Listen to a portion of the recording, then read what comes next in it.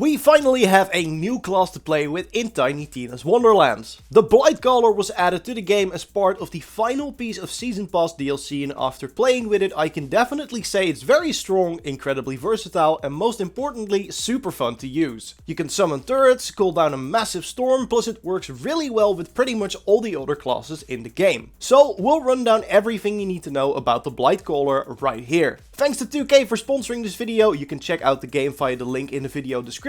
A like would really help the channel out, and let's go. In order to access the Blightcaller, you will need to have purchased the Shattering Spectre Glass, the final Mirror of Mystery, so you either need to own the Season Pass or purchase the DLC separately. And by the way, if you're thinking about getting only one DLC for Wonderlands, make sure it's this one. You get the new Mirror of Mystery, which like the previous ones is a pretty short set of combat encounters that ends with an evolving final boss. This time it's an evolving dragon that, judging from the trailer, will be able to deal multiple types of elemental damage when it evolves, but in its first form it's just a big fire-breathing dragon that flies away from time to time, letting you deal with the many ads that will also be swarming the combat arena. You of course also gain access to a new set of gear and cosmetics like with the previous DLCs, but on top of that you get an amazing new character class, new character backgrounds to choose from in character creation, and a new grim character voice, although I think sassy is a better description. Have a listen to this. Gotta look good for my date with death.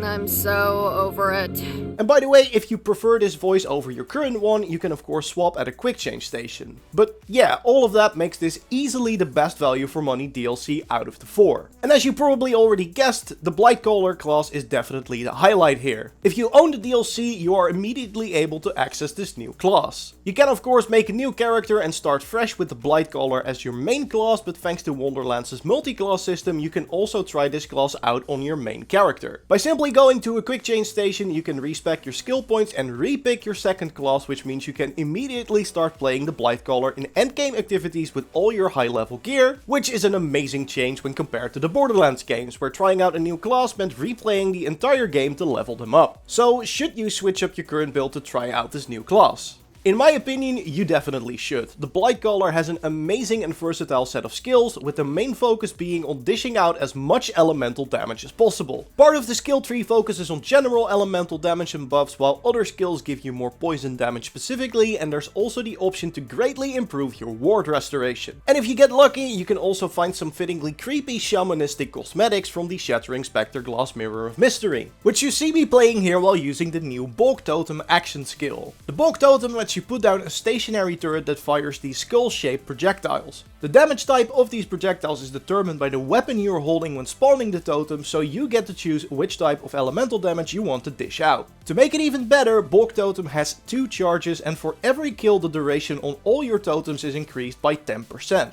So if you kill a lot of enemies quickly, you might even manage to get 3 or 4 of these up in a fight, making the skill even more powerful. You can also make the totems target a specific enemy if you want by pinging them, allowing you to pick off single targets or focus down on a boss. And finally, totems stay up if you get knocked down and can also get you back on your feet if they get a kill. So having an arsenal of turrets at your disposal is awesome, but I'd argue the Blightcaller's second action skill really takes the cake. Plaguestorm summons a large AoE that for one looks really cool, but it also rains poison on your enemies, dealing damage to them. While the storm is active, enemies inside the radius will be periodically struck by elemental bolts. The damage type and number of enemies targeted is random, but the damage itself is actually decided by how much damage you deal. Basically, Plaguestorm stores 25% of the damage you deal and then splits that damage across all targets struck by the elemental bolts. This clears all stored damage, so you need to build it up again, but effectively you're getting 25% extra damage output across all enemies in the storm every few seconds. Which already makes it a great tool for mobbing, but if you have high burst damage, you can really amplify your DPS against bosses too, even more when there are no ads around, so the full damage lands on your main target. The only downside is the rather long cooldown of 60 seconds, but you can already cut that short by picking up the toxicity skill. Other than that, Plaguestorm is a really strong ability. And as I said earlier, the Blightcaller loves its elemental damage, which is heavily reflected in the skill tree as well. The class feat Whisper of Rot increases your elemental damage every time you apply a status effect, which keeps stacking the more effects you apply. And many skills feed into this as well. We have Virulence boosting status effect chance and duration, and skills like Worst Curse, Frostbite, Burnt Offering and Amped Up give you a variety of buffs depending on the element you're applying to your enemies. But that's just one of the routes you can go with this class, as there are two other flavors of skills in the skill tree. One of which focuses on dealing more poison damage, with Geist in the Shell giving you a chance to spawn poison projectiles on crits, Active Decay increasing your poison damage, and Toxicity giving you extra action skill cooldown rate, crit damage and companion damage when you apply poison to an enemy. Especially the latter is really good, as companion damage buffs both your Bulk Totems and your Spirit Swarm, which we'll cover in a bit. Finally, there's also a set of skills that focuses on your wards, with Raid Mail restoring part of them on a kill and Flawless Edge increasing damage when your ward is full. Restore the Veil changes dark magic damage to restore wards instead of health, while also increasing your max ward at the cost of max health, which opens up some interesting build possibilities with something like a Deathless Mantle, which removes even more health to further increase your ward capacity, which means you'll end up with a massive ward capacity, all of which can be restored by dealing dark magic damage. And finally, the class capstone skill Spirit Swarm is also pretty amazing. It creates an elemental companion when you apply a status effect, which will constantly deal elemental damage to an enemy based on the element and DPS of the attack that spawned it. Applying more status effects will restore part of its duration, and applying a stronger status effect, so one that deals more damage, will reset the cooldown and upgrade the damage and damage type to that of the stronger effect. Like the Bulk Totems, the Spirit can be redirected using pings, so you can choose which enemy it harasses. But yeah, combine all of that together and I think it's really clear why the Blightcaller is an absolute powerhouse. But that's just the class in isolation though, but thanks to the Blightcaller's versatility, you can easily combine it with any other class in the game too. Berserkers that focus on frost damage will receive more elemental buffs, and Clawbringers that focus on shock and or fire damage can also make those stronger with some skills from the Blightcaller tree. The Spore Warden can cut down on some of the ability cooldowns and raise your ability damage, making Bulk Totems and Plaguestorm even better, where the Stabbomancer can help you dish out even more elemental damage. Spell Shots can also reduce your ability cooldowns, plus using a heavy damage elemental spell will now feel even better with some elemental buffs from the Blightcaller. And finally, the Graveborn can buff dark magic damage for if you picked up Restore the Veil, but can also help create an amazing army of minions if you pair Bulk Totems with the Dark Hydra skill. There's also some weapons that work really well with the Blightcaller. The Whiterider SMG, which drops from the Western, seems made for this class, as it shoots a constant beam of poison damage at an enemy, and you can swap to dual beams to deal with groups as well. The Crossblade you can get from one of the Chaos Chamber raid bosses is also amazing, mostly because it allows you to deal two types of elemental damage at the same time, and it's just a really strong weapon in general. And finally, the Wizard's Pipe, which drops from the Parasite boss, is also amazing for the Blightcaller, as the elemental orbs that fire out of this SMG will always change their damage type to what's most effective against your current enemy. And while the release of the Blightcaller and the Shattering Spectre Glass means the end of the post-launch plans for Wonderlands as far as we know it, there are signs that Gearbox might have some surprises left in store for us. During a recent financial call, Take-Two stated they're planning to support Wonderlands for the rest of the financial year, which lasts till April 2023. And while that might just mean we see more free events like the ones we've already been getting, there might be some bigger surprises left for us in store too. And while we have no idea what that might look like, I do hope the team looks back at Assault on Dragon's Keep, the Borderlands 2 DLC that pretty much made Wonderlands happen in the first place. While the new bosses and gear we've been getting aren't bad, I really feel like nothing so far has really added something to Wonderlands that wasn't already in the base game, with the exception of the new class of course. So I personally hope we get to see more story related content that will also introduce some new takes on endgame, loot or gameplay like the DLC that inspired the game did for Borderlands 2. If you enjoyed the video, remember to leave a like and subscribe if you want to make sure you don't miss the next one. If you want to watch our previous video on some of the updates and new features the game has received since launch, you can do that by clicking on the screen. Thanks again to 2K for sponsoring this video, thank you for watching, and I'll see you in the next one.